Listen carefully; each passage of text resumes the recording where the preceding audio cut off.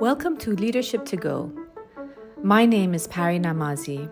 I am an executive and leadership coach and the managing partner at EUNEPA. Join me as I explore leadership insights from all walks of life. Very warm welcome to you, Edgard. Hello, Pari. Thank you very much. It's very nice to see you again. And thank you for inviting me to this interview. And Leadership to Go, I was telling you about it. It's this space where we can bring leaders together and hear from your experiences to help others, to help them to learn, to grow, to share stories. Because I think we all have shared stories and we can learn from one another. So I really appreciate your time. And I'll do a little introduction to Edgard, and I'd love you to continue. I keep saying, Edgard, we've known each other for 20 years, but I think we haven't. You keep reminding me, it's not that long. But we have known each other for a long time. And it's been such a pleasure watching you on your leadership journey. And I think this is so many years. So I remember the times when you had joined Iran as the general manager of Schneider Electric. And since then, you've gone on to so many other roles. So with a very impressive career in Schneider Electric, I think 21 years there, that's amazing. And through all of the these different markets that you've worked in, starting with finance, but developing it, working in Europe, from Europe going to the Balkans, to the Middle East, going into Africa, going into Central Asia, and now, of course, being based in Kazakhstan and managing Central Asia and the Caucasus. Wow, I mean, you have. Tell me a little bit, when you think back of your career, what are your highlights?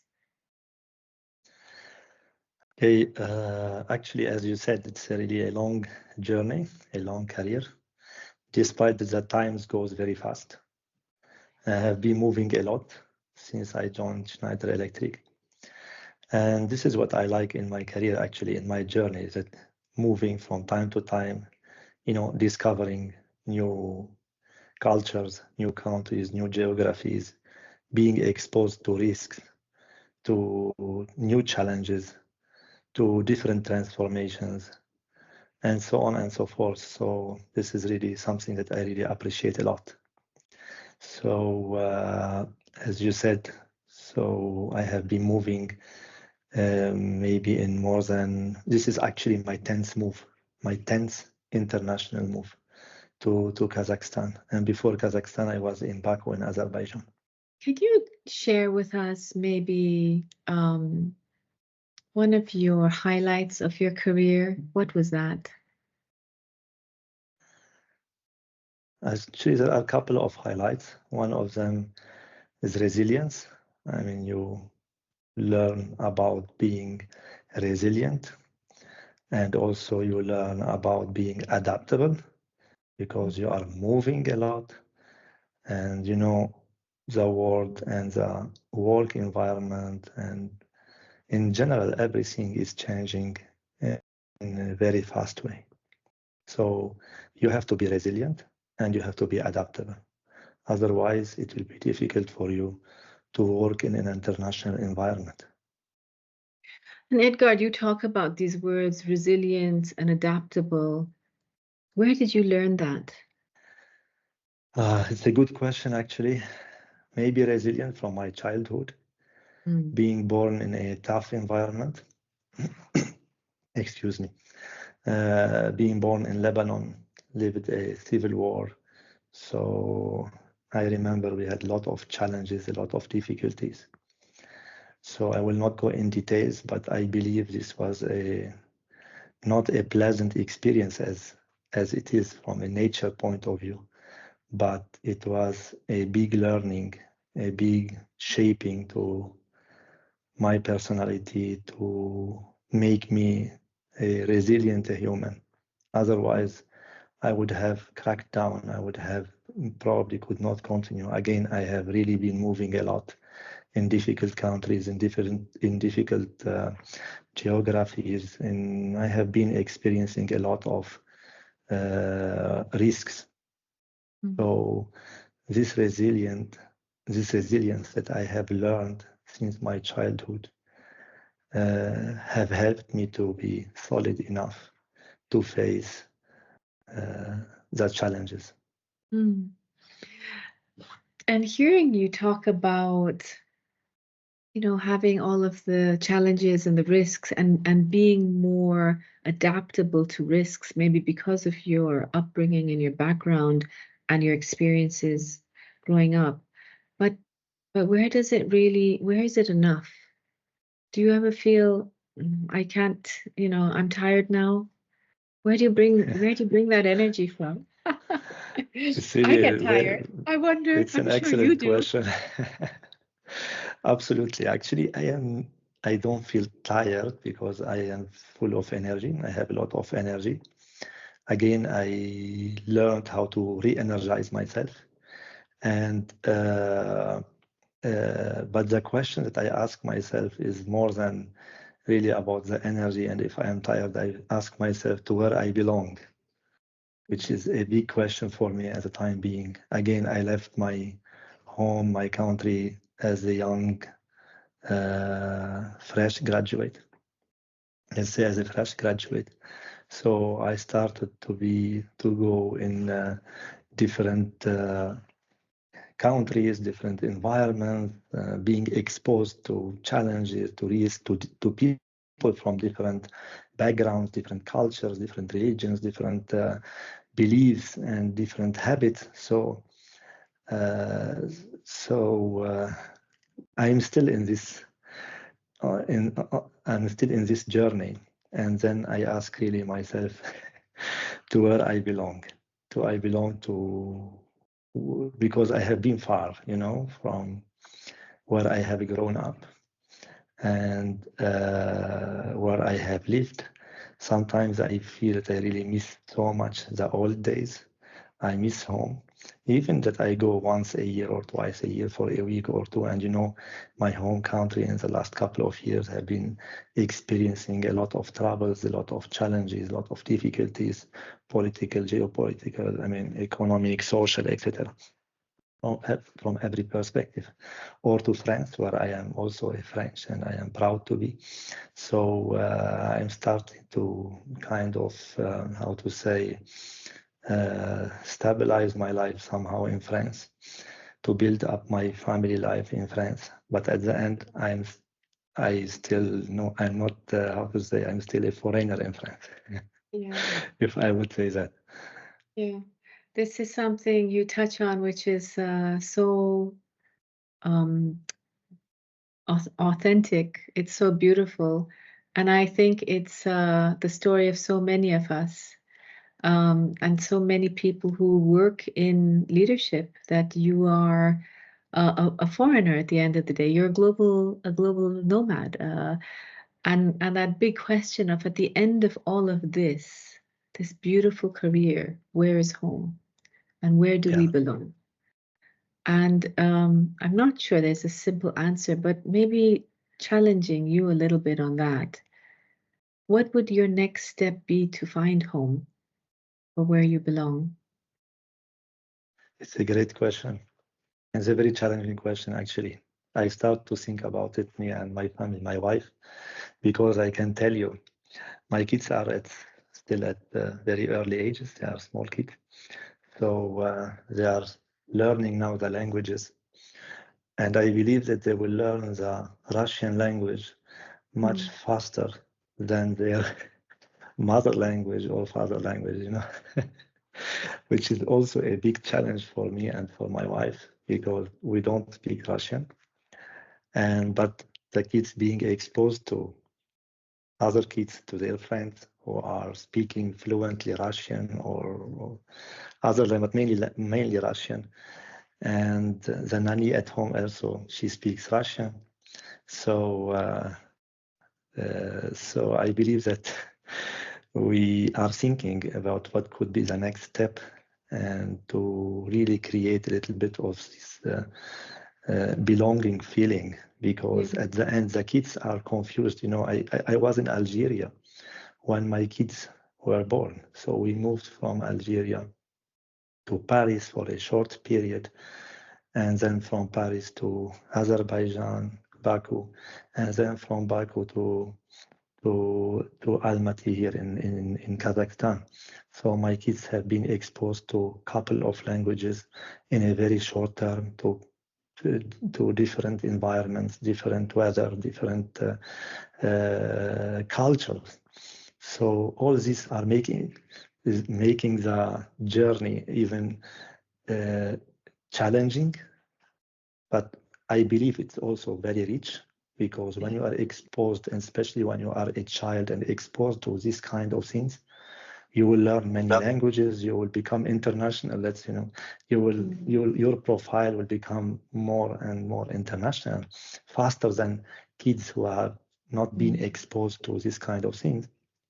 I believe it's very rich and very interesting journey for them, but very challenging, very, very, very challenging, because all these moves are hard to manage, you know, from emotions point of view, from every perspective. So many thoughts come to me when you say that. It resonates so much with me. I was born in India, and my first language, so we spoke English at home, but my first language in a way was Hindi, because I had an Indian nanny. I don't speak any Hindi, but when I hear it now, it's like so familiar. And I think beautiful that you say that. I know we're a little off the topic of leadership, but this is part of it, because you know everyone, when you're there with your family, it's part of your journey as well, but it's part of theirs. And something I hear from a lot of my clients when we talk about this is also sometimes the guilt you feel. On the one hand, they're great opportunities, but there is this question that if I had stayed home, if my children grew up with their grandparents and their cousins, what life would they have versus what diversity they're learning now? It's a very hard balance. And I think for each person, that's a question. Is that something you also reflect on? Absolutely. And you know, being far from family, it's not easy. I mean, a lot of people do not understand that. But being very far from really your family, because nobody can replace family. No one, or no environment, or no community can replace the family. So this is a very, very big challenge. And my plan is that I hope that my kids will also, how to say, will evolve internationally, but not be very far from their parents and their, let's say, big family. I, by my, how to say, from where I come, made me be away from my family. I sometimes ask myself the question, why all these problems are in my country? Instead of being in any other country, probably I could have been in my country working for an international company and helping to grow and to develop my country. But at the end, okay, the situation is not like that. It's much more complicated than that. And I believe also that there is something, I mean, destiny. It's about destiny as well. You know, I never thought when I was a child, or when I was a teenager, or when after I graduated, that I would be in any of the countries except France, in any of the countries that I have been working in, except France, to be honest with you. So, you know, there is something called destiny, or it's all about destiny. I don't know. So this is how it is. So interesting. Because also we never know the journey life is going to take us on. And Edgard, this is also a difficult question. But when you look back on your career, is there something you would have done differently? Absolutely. There are a couple of things that maybe I could have done differently. Is that I started my career and I was really working hard. I was very much ambitious and very much, let's say, committed. Ambitious, but also very much committed to my work. So I believe that I missed in a way or another to keep a balance or a certain balance, let's say, between life and work. So I crossed this limit by far. And this is the most important thing that I would have done differently, is that I would have trained myself. I would have probably put some personal challenge to keep a part of the balance, because let's be realistic, when you are ambitious, when you are working for a multinational, when you are working in an international environment, it's very hard to keep the balance. People can say a lot of things, but in my opinion, this is one of the biggest challenges that face probably most of the leaders. So, but if you started at early stage, probably you could have adapted to it in a better way than doing it later at a probably later stage. You mean learning to keep the balance? That's what Yes, you're. exactly. And From very beginning, let's say. interesting. Yeah, it's so interesting you say that, because I'm seeing that shift in our Gen Zs, the young, the youth who are coming into the workforce. I think they have a better understanding of that balance. I always tell the story about my 25-year-old daughter. She doesn't like the story, but I remember when she started working for quite a large organization, she turned around and said, I need my work-life balance. I'm not going to be working. I'm only going to work 9 to 5. I'm not going to work after 5. And she actually told them that. And I was like, oh gosh, I don't ever remember saying something like that, even to a client. And so I think they know how to manage that better than we do. Maybe. Maybe you're right. Why do you say maybe? What do you think they might get Because stuck with? I think, okay, today, I mean, let's be realistic as well. There is more digital, the digitalization have changed a lot of things and brought a lot of efficiency to the way we work. Today, for example, we don't need to travel as we were traveling 15 years ago. You know, today with the technology, you can solve a lot of problems. You can hold a lot of meetings without traveling, without even you can do many technical stuff or many, you know, many tasks without being physically involved. So the technology is one of the things, and that changed. But okay, also, you know, a lot of the young people, fresh grads, they are still also very ambitious, very hot to, you know, learn fast, to go up fast in the organization. So you see them still working very late night or working in weekends, and, you know, keep asking for giving them more tasks in order to learn more. You know, they want to go very fast in their career. So, I mean, yes, I think the environment is changing, the expectations are changing, the conditions are not the same. So I believe probably, as you are saying, we are moving gradually toward that the new generation is capable to manage probably a better balance than than compared to us, like say, like 15, 20 years ago. Yeah, and it made me think, when you're saying that, it made me think of your teams. I mean, you have in all of these different countries and markets that you've worked. So 2 questions. The first one is, what do you look for in a leadership team? What do you look for, that the skills, the competencies, the people you put together around you? What's important to you? What do you want to see in them? First of all, consistency. Second, I mean, personality is very important. Somebody who listens. He doesn't need to agree, okay, but he has to listen and he has to collaborate. I mean, okay, somebody collaborate. I believe also that transparency or integrity is very important in leadership. Inclusion believes, I mean, somebody who shares, let's say it in this way, somebody who shares the same values, or more or less the same values of inclusion, of respect, of, you know,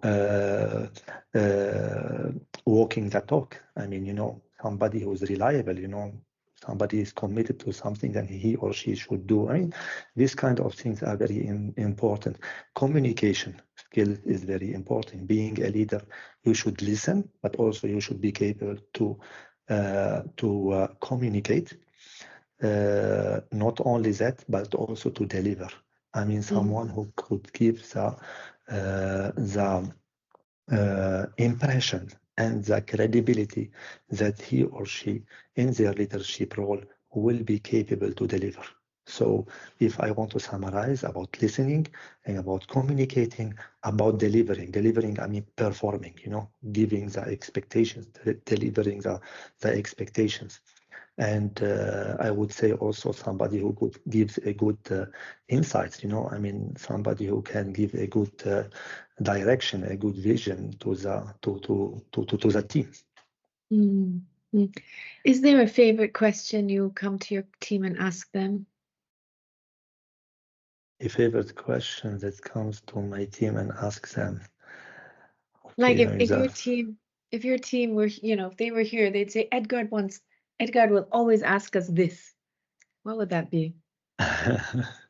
I'm very much results oriented, so I always ask about where we are on the figures, on the performance, which is very, very important. And we in our company, I mean, we have been working very hard to develop and to foster the performance culture. So I always ask about the performance. I challenge from this perspective. I also always ask them what support they need.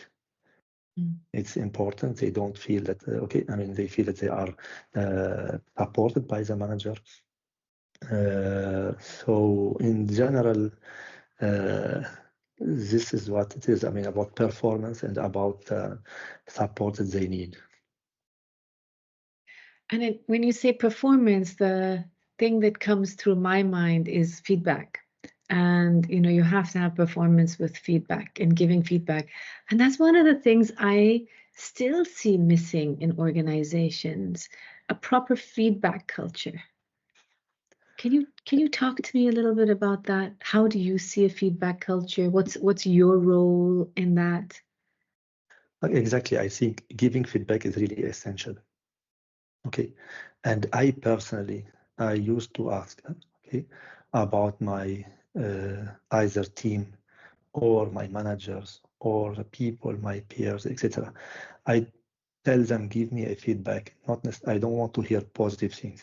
Give me, let's say, the points of improvements, the areas of improvements, or something I did wrong. So I work on it to improve it. And so feedback is important. Also, it should be in both directions. I mean, as a leader with your team, you should give feedback. And to be honest with you, I am straightforward. I mean, this is one of the values that I believe in, that to be direct. I am direct. I don't hide the things. I go and I say the things as I see them, but with respect, of course. So being straightforward, being consistent in what you are saying, and giving the right feedback, I think it's very healthy. And it allows the team to brainstorm, to think about how to adapt to this feedback. So, and also, I believe I would say something else that I learned is that I used to do a lot of, how to say, self-criticism. I criticize myself. So I think about what did I do well, what did I do wrong. So of course I focus more on the wrong side. So I try to learn from what I have done not successfully, or from my failures or any decision that I have taken. So I try to do that. So you can also learn you can learn yourself from your mistakes and from your self-assessment. Yes, and you talked about being hard on yourself, and I think a lot of us are very hard on ourselves and most critical on ourselves. So another difficult question to ask you. Sorry, Edgard, all the difficult No, ones please are go on. coming today. Yeah. In all honesty, you did say ask you anything, but how do you quiet that voice in your head that that is more self-critical? How do you see your positives? How do you celebrate those positives? Okay, I would say I am not a person that get how to say overwhelmed or let's say drunk by his achievements. I am a humble person, okay, in general. So when I have an achievement or something positive, first I think about it inside myself. I am a bit introverted in a way or another. So I try to celebrate it by myself. This is one of the things that makes me re-energize. Okay, re-energize. Or I also share with, for example, okay, it depends on the achievement, it depends on the situation with my wife or with my family or close friends. So it depends, you know. I like to celebrate it in this way, but I'm not a guy that goes out very big, loud, and I'm not this type of person. Yeah.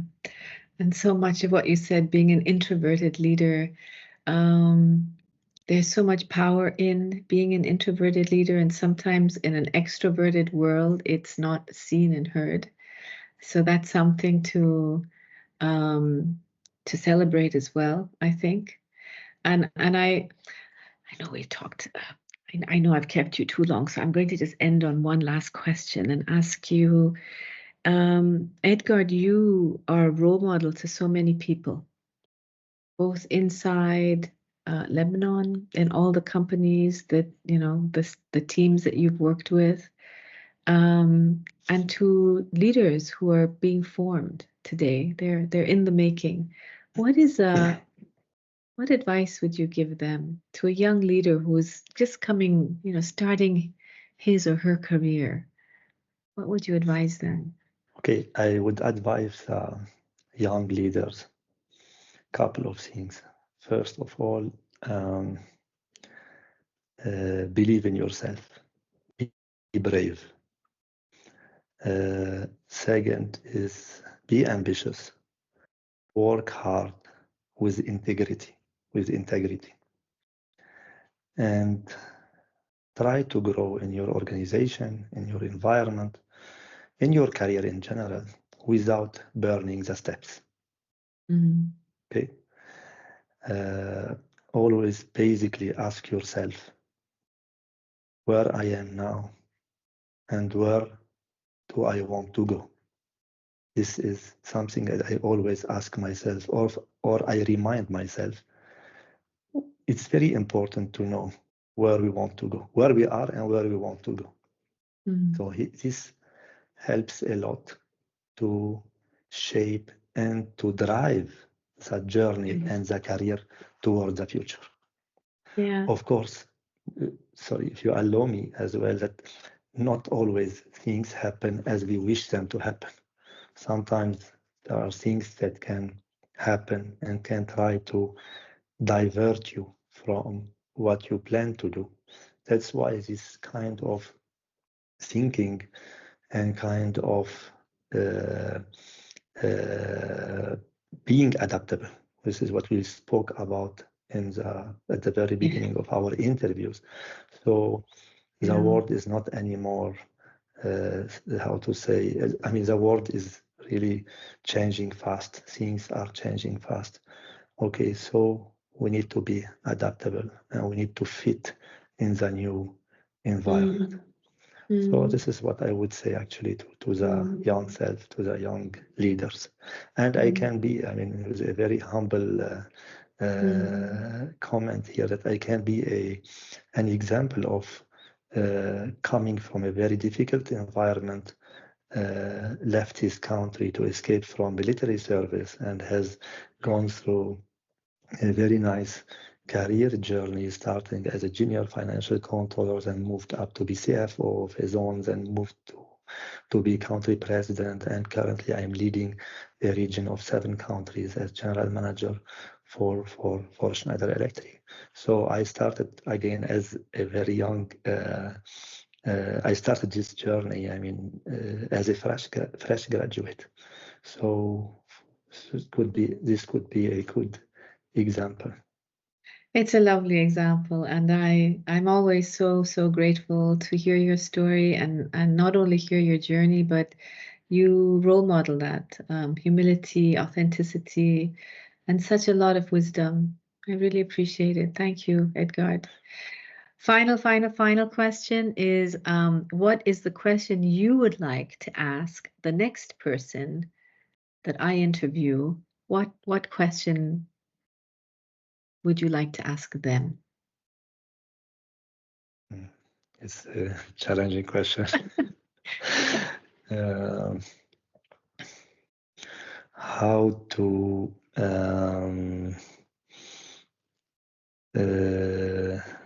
work with very ambitious people?